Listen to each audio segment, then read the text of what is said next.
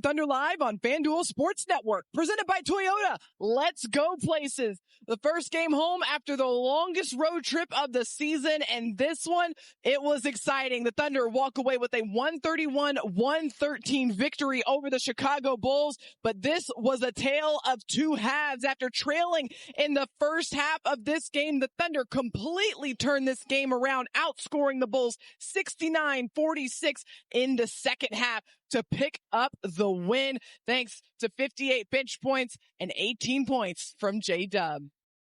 Hey everybody, welcome back inside of Paycom Center and into Thunder Live. I'm Paris Lawson alongside the Thunder's very own Royce Young. And Royce, before we came on air, you and I were talking. It felt like at one point the Thunder was down by more than just 9 points in this game. There was a 22-0 run that spanned the third quarter and the fourth quarter of this game to give the Thunder the lead that we see here in the final score. But it really felt like the Chicago Bulls had a much larger lead at one point in this one. Yeah, and the Thunder did a good job, really. I mean, quite frankly, they weren't playing very well. They were missing some shots, weren't getting back on defense. You know, sometimes you see that coming off a long road trip. Sometimes it's hard to crank that energy up. And credit to the Bulls, they came out and they played great early in this game. This game's also a good reminder of what you run into in an NBA season where you're playing 82 games and you're also seeing different opponents. And the Bulls stylistically were quite unique tonight. Basically, good point. 5 out, small ball for 48 straight minutes, and they were hunting threes all game long, and that can really stress test your defense. And there was some shooting variance. The Bulls were knocking down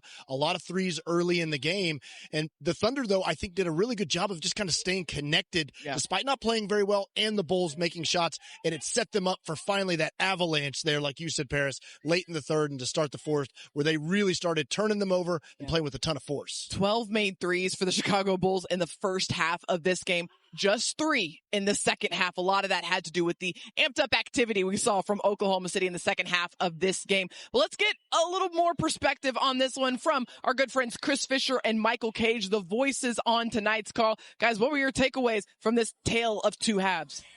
Yeah, thank you, Paris. For the first 3.5 quarters, it felt like a game where you're coming off of a long road trip. You're coming off of 5 games, particularly on the East Coast. And then the Thunder just kind of kept staying with it, Michael. They were knocking on the door there, trying to take the lead. They got it to within one a couple of times, and ultimately, once they took that lead, they never looked back. Well, this was a game where the stat sheets do tell the tale of the tape, because the first half, it was all about the threes for the Bulls. Second half, it was all about the defense and the threes for the Thunder. And the Bulls just couldn't keep up. They made 12 in the first half. Only 3 in that second half. That was a big number, or a big disparity. And the Thunder started tightening up the screws defensively. They started cleaning up a lot of little things, got out in transition. I love the fact that the Thunder had 23 fast break points, or 24, which is a large number because that was fueling their offense, even though they were a little bit struggling to come out in that first quarter. Third quarter, 33 points. Second quarter, 33 points, and 36 in the fourth. So the offense was not the problem. It was just making those adjustments defensively. They did it, and they really flipped the script on the Bulls. Yeah, one of those adjustments defensively, just catching up to Chicago's speed. It just felt like Chicago had that extra step early on, but the Thunder certainly found it in the second half win. Yeah, great course correction by Oklahoma City in the midpoint of this game to walk away with a win. Chris and Michael, thank you so much. I know you guys are happy to be home. You'll get some rest now in your own beds now after that 10-day road trip. Well, Michael Cage talked about it. The stat sheet, it really does help tell the tale of the tape. But you know what else tells the tale? The actual tape. Let's roll the tape from the top and see how this game unfolded. There's so much action that we have to talk about in this one. We talked about the fact that the Chicago Bulls, they got out really strong in this one, but not to be overlooked, Cason Wallace's defensive activity from the outset of this game. I kept looking at this box score over and over again, and it just kept telling me that Cason had only 3 steals. I swear it was more than that because of how disruptive he was all over the court defensively. He was so active. But again, this is a little bit of what we were talking about. And the Thunder is a little slow getting back. The Bulls can catch you off guard because they are going to play faster than a lot of teams do, especially with those 5 out. They're just running the floor constantly. But the Thunder, again, they did a good job of finding transition opportunities themselves. And this game really in the first quarter, Paris, was played at a pretty breakneck pace. Both teams going back and forth up and down the floor. And by breakneck, a lot of the shots for Chicago, you will notice, are in the early seconds of the shot clock. I don't think the shot clock got below 10 seconds until the end of the second quarter for Chicago. It was 7 seconds are left. Yeah. That's kind of what it did feel like. But again, I think that one was within 2 or 3 seconds. That was some quick Thunder offense back up the court. But, OKC did a good job, SGA, stabilizing the offense as he often does. He saw so many bodies and had to pass out of double teams. He's trying to solve the problems and the different schemes teams are throwing at him constantly. Did a great job finding Caruso and the dunker. But again, that's a tough shot. That's a contested three. Yeah. Credit to Colin Sexton. He was hot in that first half, Paris. He was 4 of 4 from the 3-point line in the first half of this game, 6 of 6, just did not miss. The Thunder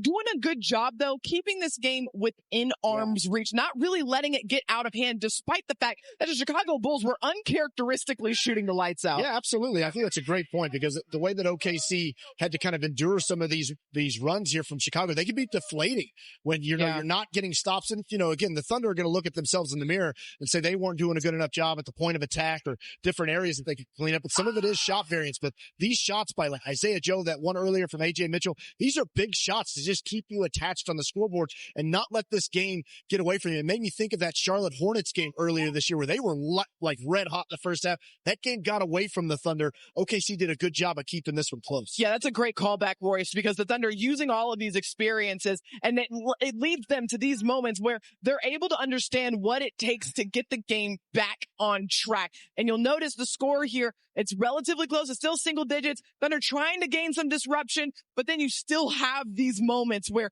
Colin Sexton knocks down a 3, and now you have this 9-point lead. This is the largest that it will get for the Bulls. And this is one of those sneaky big shots, I feel like, from Cason Wallace right here. There's great find from the Thunder. Lou Dort starting that action. And again, this is where it could have started to slip away from you. SGA get downhill, finding Cason and the dunker. Instead of that going to 12 or 14 going to the third, the Thunder tighten that score up. And now they're able to kind of stay attached for most of this third quarter. The Bulls are going to build another lead, but another timely 3 from Cason right there off an offensive rebound. I thought Isaiah Hartenstein, particularly in the second half, he was a big guy in this game, playing with a ton of force and physicality inside. He is what Shai Gilgeous-Alexander calls a bruiser for the Thunder, bring a lot of physicality. And speaking of Shai, how about a little razzle-dazzle in the paint, showcasing his deep bag of tricks. And now the Thunder giving Chicago a little dose of the dose when it comes to getting out in transition. Yeah, once you start getting stops and you're not taking the ball out of the net, it really lets you play in that broken floor environment. And the Thunder did such a good job of it. But this is where the Bulls are answering you still. And instead of the Thunder just kind of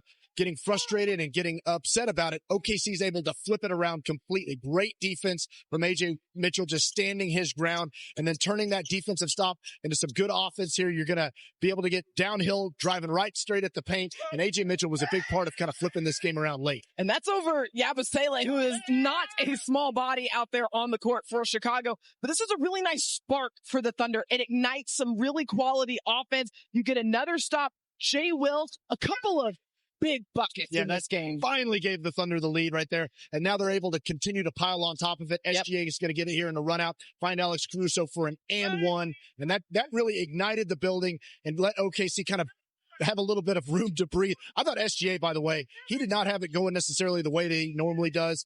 Not a great efficient shooting night, but I credit to him.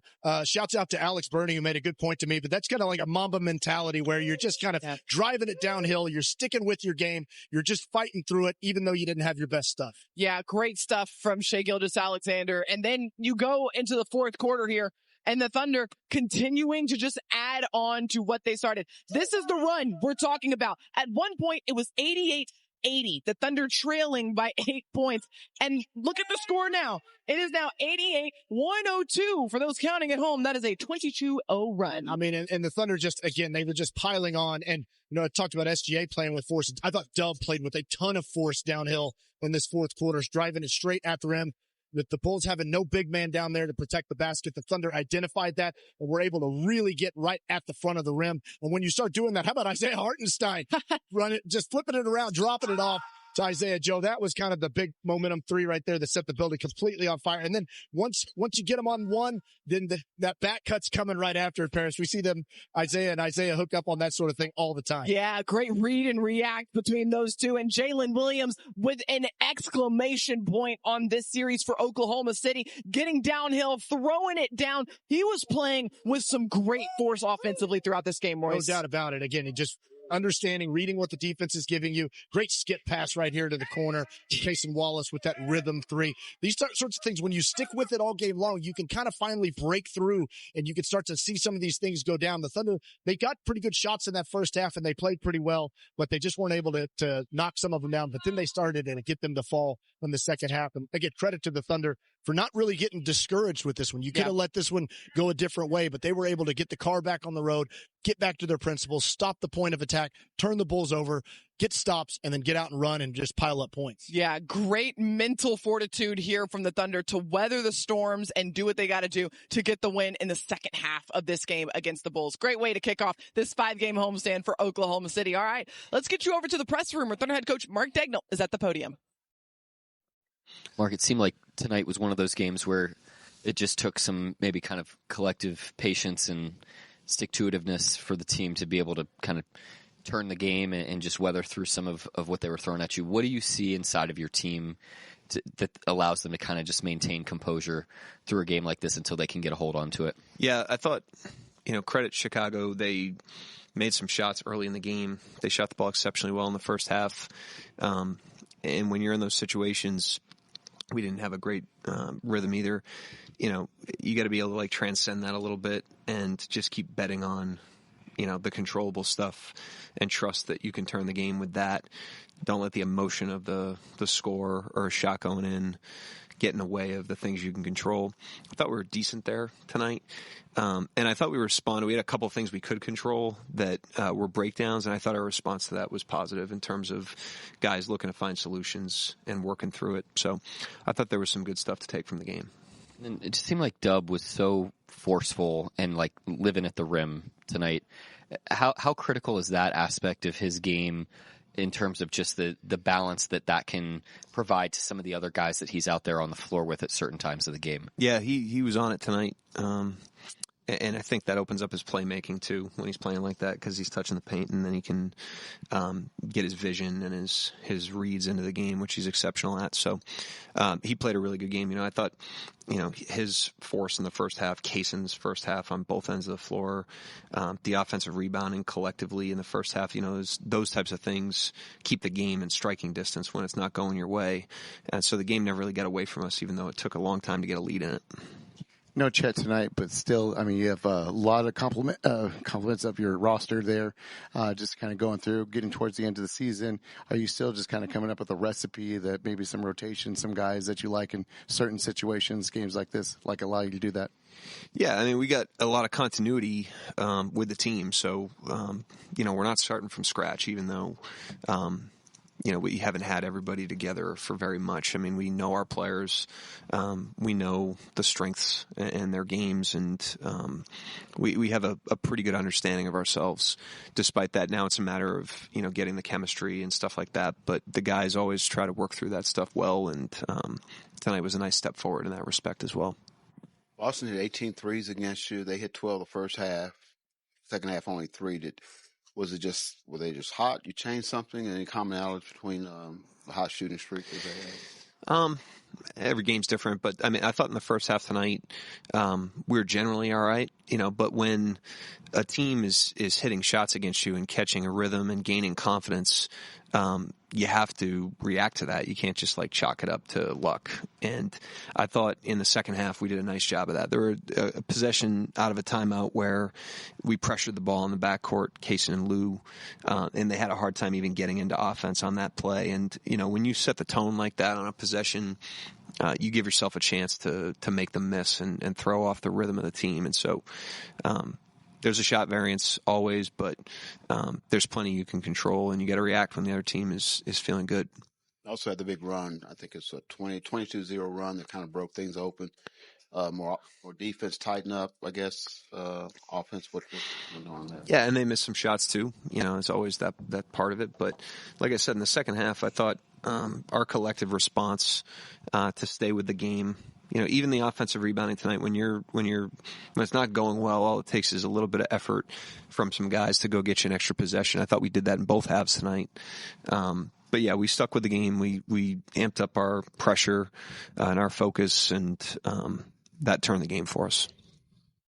Yeah, great composure by Oklahoma City. And to Coach Daigneault's point, he brought up the second chance points in this game. The Thunder plus 10 on second chance points in this matchup. And to his point, when you're not shooting the ball well, when the other team is just lighting it up like that, every little margin like that can contribute to turning the game around. Again, if you go the other way with that sort of stuff and you're not scrapping for that stuff in that first half, then, what is an 8-point game, 10-point game? It's suddenly 16, 18, and you're feeling a little more desperation, and the game can just kind of go different ways. And that's the way, the NBA is. Again, you're running into good players and good teams. It's towards the end of the season. You might look at a team's record. You might make assumptions about it. This is a hard team to play against stylistically when you've seen something completely different over the last week and a half. So that sometimes can be a challenge, and the Thunder did a good job of kind of course correcting as the game went along. Yeah, you never know what you're going to get at this point in the season from these teams, and the Thunder doing a really good job getting the car back on the road and being adaptable in the middle of this game to walk away with the win against the Chicago Bulls.